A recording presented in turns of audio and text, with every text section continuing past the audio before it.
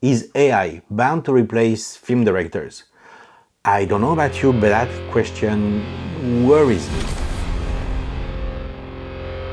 I've been working as a film director for the last 20 some years, and the craft that it took me that long to learn seems to be achievable somehow after, entering a few prompts in a AI generative engine like this one. There is no way to stop that wave. And when I say wave, I don't mean a gentle wave that you can surf on.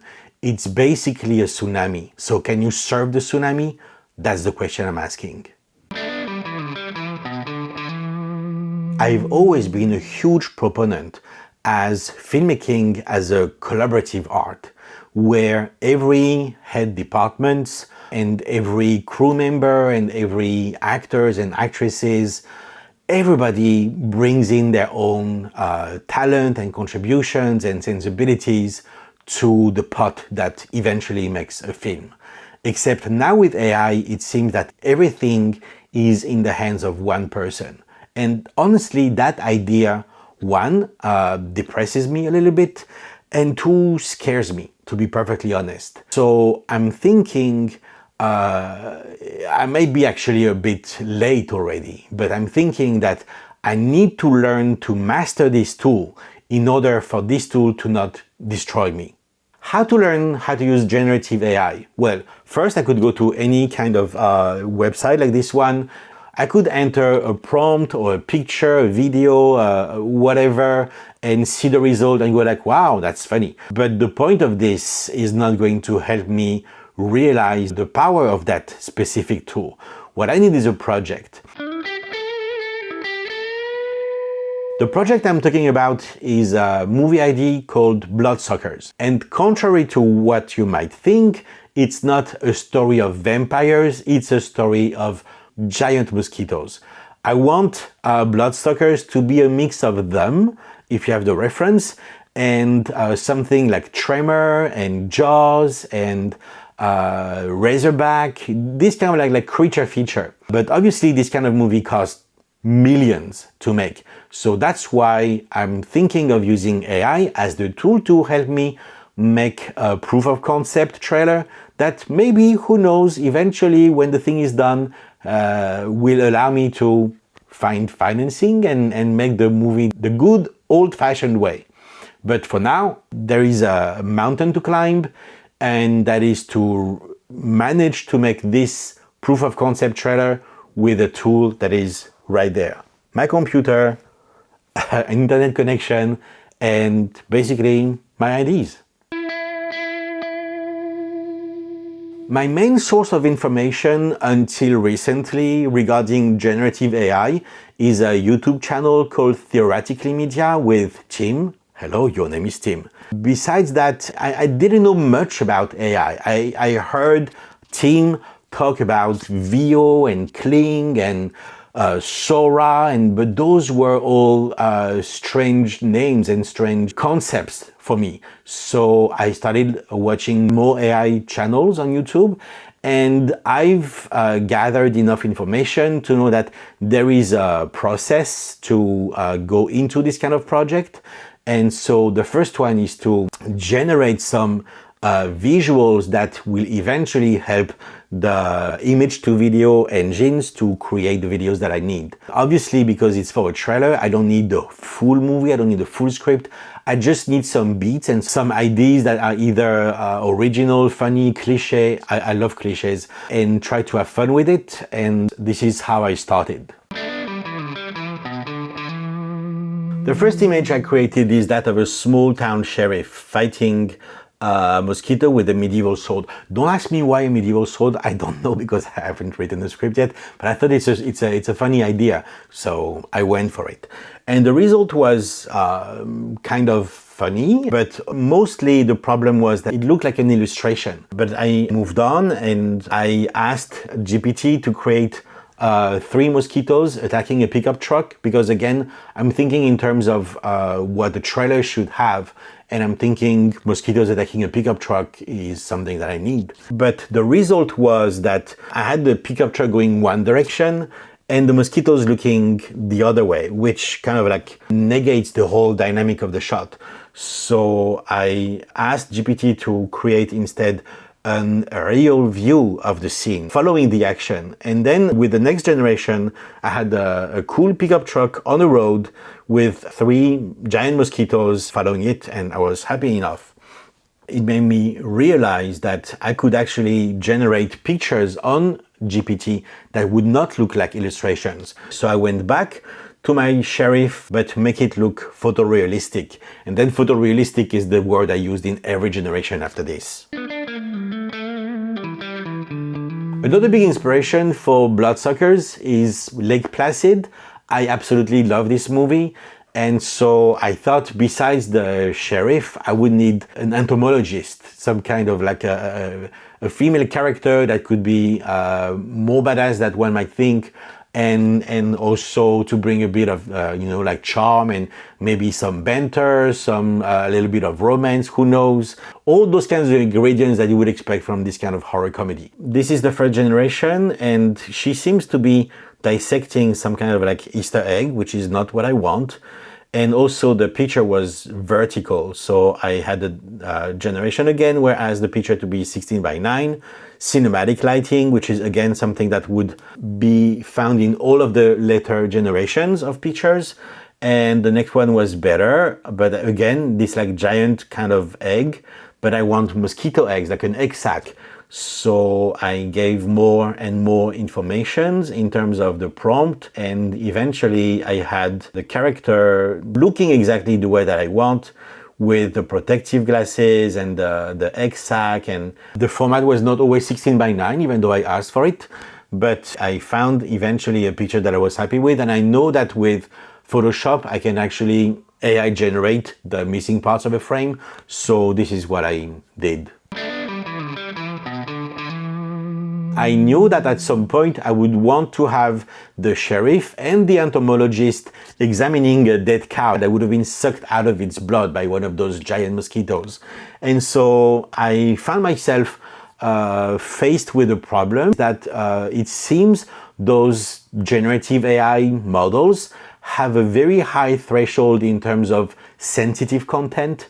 And so anything that is either too violent or too bloody or too gory can be flagged, or actually the generation could be completely cancelled and not happen. So the first cow that it generated was actually, instead of being sucked out of its blood, it's actually skinless for some reason. And the cow is in the back, still skinless, and in some kind of big plate, metal plate, there is a piece of meat, which is again not what I was hoping to find.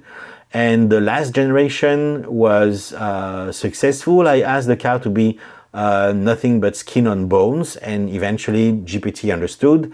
And I had a frame that I'm fairly happy with, so I decided to move on from there. But then that dead cow became my nightmare, because I wanted to have a picture of a mosquito going through the tainted glass of a small town church. Again, for the sake of the trailer, I thought that would be a cool visual. But for some reason, GPT kept bringing on the dead cow. For the first generation of the mosquito going through that tainted glass window, I had the entomologist and the dead cow. The next one, still entomologist and dead cow. The third one, no entomologist, still a dead cow.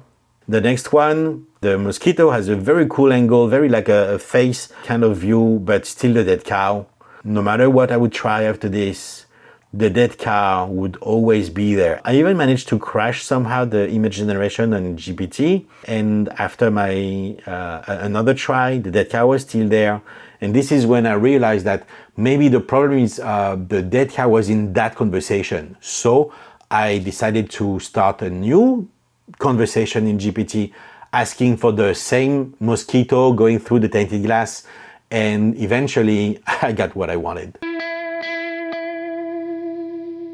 At this point, even though I knew I would need more shots, way more shots for the trailer, I thought maybe it's time to see how the video generation works. So I thought, okay, I have enough images for now, and I'm gonna try to get some videos based on this. And this is when I decided to go to OpenArt and take a subscription there. So again, it's not free, way cheaper than regular filmmaking, but not free by any length. And I decided to try to animate that picture of those mosquitoes chasing the truck. The video turned out to be like this, and I think when they fly and the pickup truck goes on the road is working well enough. But then for some reason, when the mosquito attacks the pickup truck, like I asked you, it completely explodes in a flash of light, and there's like a lot of glass debris, way more than the glass in the windows of that pickup truck. So I thought there is something wrong here. But for a first try, this is the very first video that I've created for this project, and I thought, yeah, that's not too bad. So that was not too bad, but I thought for the second generation, I would like to fix that problem of the mosquito exploding. So I went back to GPT to help me kind of like fix this issue in terms of the words in the prompt, which is when I discovered also the very idea of negative prompt. This is a very important one actually. And so I ended up with this clip here.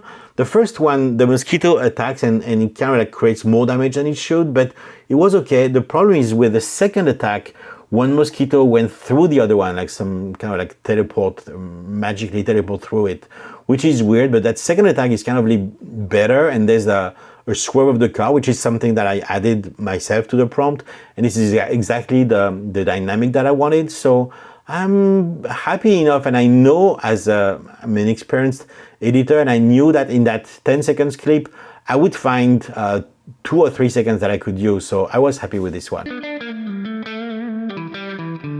For the third generation, I wanted to see how the entomologist dissecting an egg sac, a mosquito egg sac, would look like. And I think I like the way the camera comes in slowly at the beginning, but then when she eventually opens the egg sac, it has this like weird, plasticky, rubbery, very stretchy material that is not exactly what I had in mind. So, as is always the case with AI, after first generation, I did it again. And that's something that happens a lot. You redo those again and again and again, changing little details until eventually you are happy. One important thing is actually those details, people think like the computer does everything, but actually no, you have to really direct it, you have to really guide it to get what you want in the image. So this is my second try here, and the material of the egg sac is not exactly what I had in mind, but I think there's something that I can use here, at least for the trailer.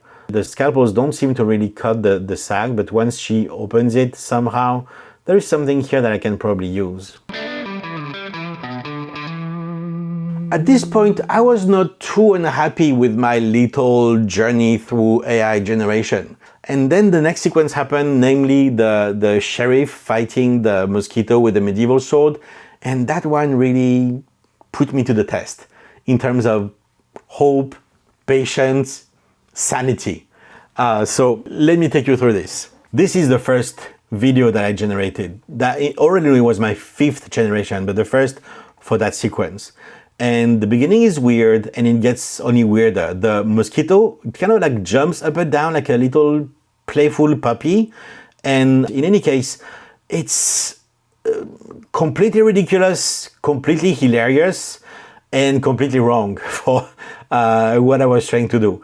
So I thought, okay, maybe the problem is my starting frame. So after generating 1, 2, 3, 4, 5, 6, 7, 8, 9, 10 pictures of that mosquito and sheriff fighting, I eventually found one that I was like only mildly happy with, like this one.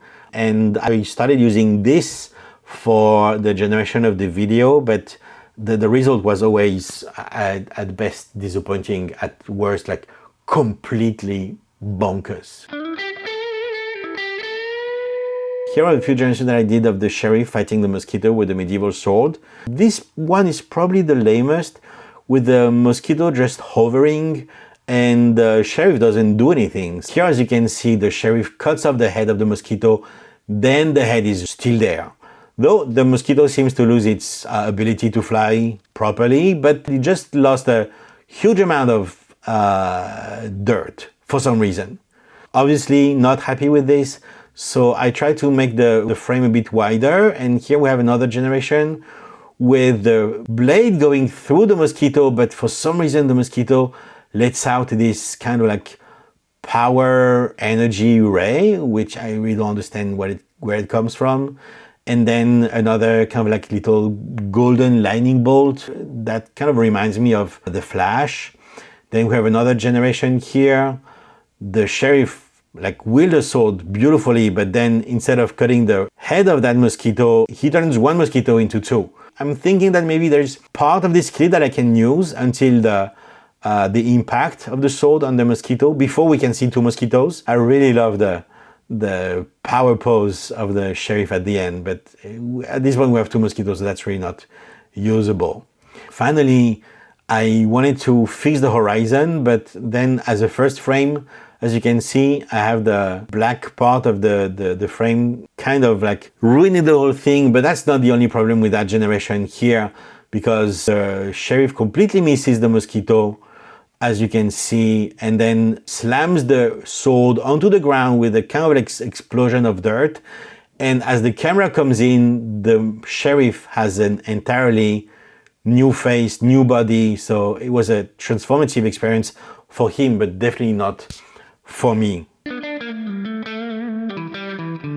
Maybe you watching this video are in a different point in your AI journey. So do you have some thoughts, some ideas about what am I doing wrong in terms of trying to get the right motion and movement, and not having the mosquito turn to dirt, or not having one mosquito sliced into two mosquitoes? How are you doing it? If you could share in the comment section down below, I would really appreciate it. I will reply to all the messages and all your ideas and comments. So this is the journey I'm going on. I hope it's interesting to you. I will share with you my results, either good or bad, because I think there's a lot to learn from the bad. And again, I thank you for watching, and don't forget, be the you in YouTube.